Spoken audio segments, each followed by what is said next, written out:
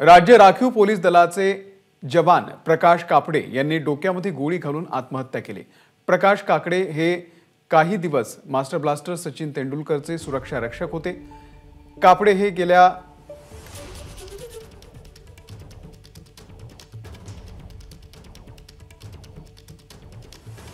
गेल्या 8 दिवसांपासून आपल्या मूळ गावी जळगाव येथे गेलेले होते आणि पहाटे त्यांनी आत्महत्या केलेली असून त्यांच्या आत्महत्येचे कारण अद्यापही स्पष्ट झालेले नाहीये।